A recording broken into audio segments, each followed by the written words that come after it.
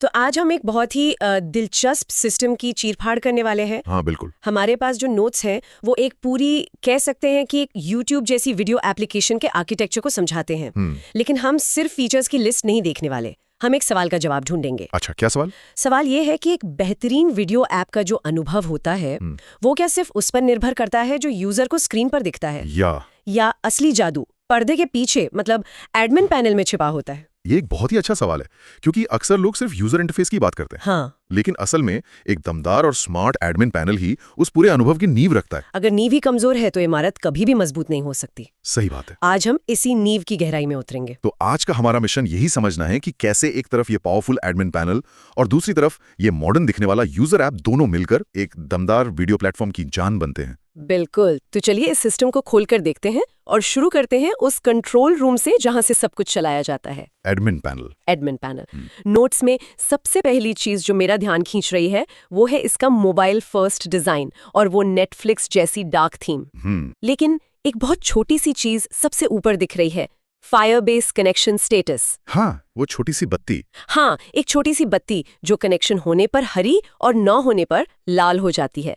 ये इतनी जरूरी क्यों है? क्योंकि ये एडमिन के लिए सिस्टम के दिल की धड़कन की तरह है। अच्छा। सोचिए, आप एक गाड़ी चला रही हैं और आपको पता ही नहीं कि इंजन में तेल है या नहीं। ये स्टेटस लाइट ठीक वही काम करती है। ये एडमिन को तुरंत बता देती है कि वो डेटाबेस से जुड़ा है या नहीं। अगर वो लाल है तो एडमिन कोई भी काम करने से पहले ही समझ जाएगा कि समस्या उसके कंप्यूटर में है या सर्वर में ही कोई दिक्कत है। मतलब बहुत बड़े कंफ्यूजन से बचाती है ये। बिल्कुल, समय की बर्बादी से बचाती है।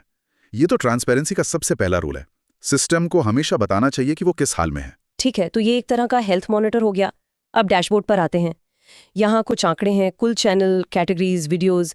लेकिन एक क्विक इन्फो कार्ड ने मेरा ध्यान खींचा। ये एडमिन को बताता है पहले चैनल बनाओ, फिर कैटेगरी और फिर वीडियो अपलोड करो। ये तो बहुत बहुत ही सामान्य बात लग रही है। क्या यहाँ कुछ और भी है? बिल्कुल है। ये सिर्फ एक गाइड नहीं है, ये डिजाइन द्वारा रोकथाम का एक क्लासिक उदाहरण है। डिजाइन द्वारा रोकथाम? हाँ, अच्छे सिस्टम यूजर को गलती करने के बाद उसे ठीक करने के लिए नहीं कहते हैं। वो डिजाइन ही ऐसा बनाते हैं कि गलती करना मुश्किल हो जाए। अच्छा। कोई नया एडमिन बिना इस गाइड के शायद पहले वीडियो अपलोड करने की कोशिश करता। हाँ, कि चैनल और कैटेगरी का ऑप्शन कहाँ है। ये छोटा सा कार्ड उस पूरी फ्रस्ट्रेशन को खत्म कर देता है। ये एक नौसिखिया और एक अनुभवी एडमिन के बीच के अंतर को पाट देता है। यानी सिस्टम खुद ही आपका हाथ पकड़कर सही रास्ते पर ले जा रहा है। ये तो बड़ा दिलचस्प है। चलिए, तो उस रास्ते के पहले पड़ाव पर चलते हैं जहाँ कंटेंट की नींव रखी जाती है, चैनल्स और कैटेगरीज। यहाँ एडमिन नया चैनल बना सकता है, लोगो बदल सकता है। जी। नोट्स में लिखा है कि लोगो का यूआरएल डालते ही उसका लाइव प्रीव्यू दिखता है। हाँ, और ये भी एक बहुत सोचा समझा डिजाइन है। इसे यूजर एक्सपीरियंस की भाषा में कॉग्निटिव लोड कम करना कहते हैं। कॉग्निटिव लोड मतलब एडमिन को ये सोचने या याद रखने की जरूरत नहीं है कि उसने जो यूआरएल कॉपी पेस्ट किया है वो सही है भी या नहीं। प्रीव्यू तुरंत उसे फीडबैक दे देता है। अच्छा, मतलब उसे सेव करके फिर वापस जाकर चेक करने की जरूरत नहीं। बिल्कुल नहीं। हर वो क्लिक या स्टेप जो आप यूजर से बचा सकते हैं उसके अनुभव को उतना ही स्मूथ बनाता है। तो अब तक हमने देखा कि हर छोटी चीज एडमिन का काम आसान बनाने और गलतियों से बचाने के लिए बनाई गई है। हाँ। लेकिन अब उस सेक्शन पर आते हैं जिसे नोट्स में पैनल का दिल कहा गया है, video upload section. Video upload section. यहाँ चैनल, कैटेगरी, टाइटल, थंबनेल सब डालना होता है। पर एक फीचर है जो मुझे थोड़ा अलग लगा, एक्सपायरी डेट। एडमिन वीडियो के लिए एक एक्सपायरी डेट सेट कर सकता है। ये फीचर देखने में सीधा लगता है, पर ये कंटेंट स्ट्रेटजी के लिए बहुत बहुत ज्यादा शक्तिशाली है। कैसे? सोचिए, आपके प्लेटफॉर्म पर एक फिल्म का ट्रेलर है जो फिल्म रिलीज होने के बाद अप्रासंगिक हो जाएगा, या कोई त्योहार का ऑफर है जो सिर्फ 2 दिन के लिए है। ठीक है। एडमिन इन सब के लिए पहले से ही एक्सपायरी डेट सेट कर सकता है। समय आते ही वीडियो अपने आप सिस्टम से हट जाएगा। लेकिन क्या ये एक्सपायरी डेट वाला फीचर थोड़ा खतरनाक नहीं है? अच्छा सवाल है। मतलब अगर किसी ने गलती से गलत तारीख डाल दी तो जरूरी कंटेंट हमेशा के लिए डिलीट हो सकता है। ये एक बहुत ही वैलिड पॉइंट है और यहीं पर अच्छे सिस्टम डिजाइन की पहचान होती है। एक अच्छा सिस्टम इस फीचर के साथ एक कंफर्मेशन स्टेप जरूर देगा। जैसे क्या आप वाकई इस वीडियो को इस तारीख पर एक्सपायर करना चाहते हैं। लेकिन इस छोटे से रिस्क का फायदा बहुत बड़ा है। अच्छा। ये सिर्फ मैनुअल काम नहीं बचाता, ये प्लेटफॉर्म को साफ सुथरा और प्रासंगिक बनाए रखता है। इंटरनेट पर सबसे बड़ी समस्या है कंटेंट रॉट। कंटेंट रॉट मतलब पुराना बेकार कंटेंट जो बस पड़ा रहता है। ये फीचर उस समस्या का एक ऑटोमेटेड समाधान है। ये कंटेंट की पूरी लाइफ साइकिल को मैनेज करने का एक टूल है। और आखिर में ऑल वीडियोस का सेक्शन है जहां सब कुछ एक साथ दिखता है, थंबनेल, टाइटल, चैनल और एक्सपायरी डेट। एक मास्टर कंट्रोल रूम जैसा। बिल्कुल। और इस पूरे एडमिन पैनल को जो चीज जादुई बनाती है वो है फायरबेस के साथ इसका रियल टाइम कनेक्शन। अच्छा, रियल टाइम। ज्यादातर ऐप्स को सर्वर से बार बार पूछना पड़ता है क्या कुछ नया है, क्या कुछ नया है। जी। इसे पुल मैकेनिज्म कहते हैं। ओके। लेकिन फायरबेस जैसे रियल टाइम डेटाबेस में सर्वर खुद ही आपको धक्का देकर बताता है, अरे सुनो एक नया वीडियो आया है। मतलब पूछने के बजाय बताने वाला मॉडल। बिल्कुल, ये पुश मॉडल ही से इतना तेज और जादुई महसूस कराता है। अच्छा। एडमिन यहाँ अपलोड पर क्लिक करता है और दुनिया में किसी भी कोने में बैठे यूजर को वो वीडियो तुरंत दिखने लगता है। तुरंत, बिना पेज रिफ्रेश किए। तो ये तो हुई पर्दे के पीछे की कहानी, वो कंट्रोल रूम जहां से शो चलाया जा रहा है। अब उस स्टेज पर चलते हैं जो दर्शकों को दिखता है, यूजर पैनल। जैसे ही ऐप खुलता है एक स्प्लैश स्क्रीन आती है और फिर होम पेज। और यहाँ भी खुलते ही एक छोटी मगर बहुत जरूरी चीज पर ध्यान दिया गया है। नोट्स के मुताबिक अगर इंटरनेट कनेक्शन चला जाता है, हाँ, तो स्क्रीन पर एक लाल पट्टी पर नो कनेक्शन लिखा आता है और कनेक्शन वापस आने पर हरी पट्टी पर बैक ऑनलाइन लिखा आता है। हाँ, ये बहुत जरूरी है। मुझे याद है कई बार ऐप्स काम करना बंद कर देते हैं और हम फोन को रीस्टार्ट करने लगते हैं। हाँ बिल्कुल। जबकि समस्या इंटरनेट की होती है। सही कहा। ये ठीक वैसा ही है जैसे गूगल मैप्स आपको बताता है कि आप ऑफलाइन हैं लेकिन आप नेविगेट करना जारी रख सकते हैं। ये छोटी सी जानकारी घबराहट को भरोसे में बदल देती है।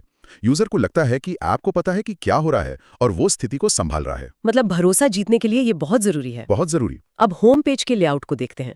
ये काफी हद तक यूट्यूब जैसा है। ऊपर सर्च, नीचे कैटेगरी टैब्स और फिर वीडियो की लिस्ट। ये इतनी जानी पहचानी फील क्यों दी गई है? इसके पीछे यूजर एक्सपीरियंस का एक बहुत बड़ा सिद्धांत काम करता है। अच्छा। इसे जेकब का नियम कहते हैं। ये नियम कहता है कि यूजर्स अपना ज्यादातर समय दूसरी वेबसाइट्स और ऐप्स पर बिताते हैं। सही बात है। इसलिए वे चाहते हैं कि आपका ऐप भी उन्हीं की तरह काम करे जिन्हें वे पहले से जानते हैं। इस ऐप का डिजाइन यूट्यूब जैसा बनाकर डेवलपर्स ने यह पक्का किया है कि यूजर को कुछ भी नया सीखना ना पड़े। मतलब पहले दिन से ही वो कंफर्टेबल महसूस करें। बिल्कुल। इससे इनोवेशन की कमी नहीं बल्कि यूजर के लिए सम्मान समझना चाहिए। मतलब कुछ नया बनाने के चक्कर में यूजर को कंफ्यूज करने से बेहतर है कि उसे एक आरामदायक और जाना पहचाना अनुभव दिया जाए। सही कहा। वीडियो कार्ड्स पर भी काफी जानकारी है। Thumbnail, channel logo, title, views. और वीडियो कितना पुराना है इसे इन्फॉर्मेशन सेंट कहते हैं। Information scent. हाँ, जैसे एक जानवर गंध सूंघकर अपने शिकार तक पहुंचता है वैसे ही यूजर इन छोटी छोटी जानकारियों को देखकर अंदाजा लगाता है कि क्लिक करने पर उसे क्या मिलेगा। अच्छा। एक अच्छा थंबनेल, एक भरोसेमंद चैनल का नाम और ज्यादा व्यूज, ये सब मिलकर यूजर को क्लिक करने का आत्मविश्वास देते हैं। तो उसका बैड क्लिक का डर कम हो जाता है। बिल्कुल, ऐसा वीडियो प्ले करने का डर जो उसके काम का ना हो। और जब यूजर क्लिक करता है तो वो प्लेयर पेज पर पहुंचता है। यहाँ भी सब कुछ स्टैंडर्ड है, video player, like share button, channel की जानकारी। लेकिन यहाँ सबसे जरूरी हिस्सा है up next list, related videos. अगर एडमिन पैनल इस ऐप का दिल है तो अप नेक्स्ट का एल्गोरिदम इसका दिमाग है। यही वो इंजन है जो यूजर को एक वीडियो से दूसरे वीडियो तक ले जाता है। ये सिर्फ एक लिस्ट नहीं है, ये प्लेटफॉर्म का वो हिस्सा है जो यूजर को समझने की कोशिश करता है। अच्छा। वो अनुमान लगाता है कि आपको ये वीडियो पसंद आया तो शायद आपको अगला वीडियो भी पसंद आएगा। एक यूजर को ऐप पर बनाए रखने के लिए, मतलब यूजर रिटेंशन के लिए। हाँ, यूजर रिटेंशन के लिए। इससे ज्यादा जरूरी कोई और फीचर नहीं होता। नेटफ्लिक्स, यूट्यूब, टिकटॉक, इन सब की सफलता का राज इसी इंजन में छुपा है। ऐप में एक AZ ब्राउज पेज भी है जहां सारे चैनल्स और कैटेगरीज को वर्णमाला के क्रम में देखा जा सकता है। ये किसके लिए है? ये उस यूजर के लिए है जिसका मकसद कुछ खोजना नहीं बल्कि बस देखना है कि प्लेटफॉर्म पर क्या क्या है। अच्छा, बस ब्राउज करना। हाँ, इसे लीन बैक अनुभव कहते हैं, जबकि सर्च करना एक लीन फॉरवर्ड अनुभव है। एक अच्छा प्लेटफॉर्म दोनों तरह के यूजर्स का ध्यान रखता है। तो हमने देखा कि कैसे एडमिन पैनल का सटीक और स्मार्ट कंट्रोल सीधे तौर पर यूजर पैनल के स्मूथ और आकर्षक डिजाइन को संभव बनाता है। बिल्कुल, ये सिर्फ दो अलग अलग हिस्से नहीं है बल्कि ये एक पूरा इकोसिस्टम है। एडमिन का हर एक्शन, चाहे वो नया वीडियो डालना हो या किसी वीडियो की एक्सपायरी डेट सेट करना हो, हाँ, वो तुरंत यूजर के अनुभव को बदल देता है। बिल्कुल। और ये हमें उस दिलचस्प सवाल पर वापस लाता है जिस पर आगे सोचा जा सकता है। कौन सा? नोट्स में बताया गया है कि वीडियो URL MP4 फाइलों का भी हो सकता है और YouTube एम्बेड का भी। हाँ। ये प्लेटफॉर्म बनाने वालों के लिए एक बहुत बड़ा और कह सकते हैं रणनीतिक फैसला होता है। आप कहना चाहते हैं कि क्या अपना कंटेंट खुद होस्ट करें या किसी और के प्लेटफॉर्म जैसे YouTube का सहारा लें? हाँ, ये कंट्रोल बनाम सुविधा की एक क्लासिक लड़ाई है। अच्छा। अगर आप अपना कंटेंट खुद होस्ट करते हैं तो आपका उस पर पूरा कंट्रोल होता है। आप जैसा चाहें वैसा प्लेयर बना सकते हैं, कोई विज्ञापन नहीं दिखाना चाहें तो ना दिखाएं। लेकिन खर्चा बहुत आएगा। बहुत ज्यादा। आपको अपने सर्वर, स्टोरेज और बैंडविड्थ का भारी भरकम खर्च उठाना पड़ता है। अगर आपका वीडियो वायरल हो गया तो आपका बिल आसमान छू सकता है। और दूसरी तरफ YouTube एम्बेड करने में ये सब झंझट नहीं है। कोई झंझट नहीं, होस्टिंग की लागत शून्य है। लेकिन आप अपना कंट्रोल खो देते हैं। बिल्कुल। YouTube अपने विज्ञापन दिखाएगा, प्लेयर पर अपना लोगो दिखाएगा, और अगर आपका वीडियो YouTube की किसी पॉलिसी का उल्लंघन करता है तो वो उसे कभी भी हटा सकता है। तो सवाल यह है कि एक कंटेंट प्लेटफॉर्म के लिए ज्यादा जरूरी क्या है, पूरा कंट्रोल और एक यूनिक ब्रांडेड अनुभव, या फिर कम लागत और दूसरों के बनाए इकोसिस्टम पर निर्भरता? हाँ, इस एक फैसले से प्लेटफॉर्म का पूरा भविष्य तय हो सकता है।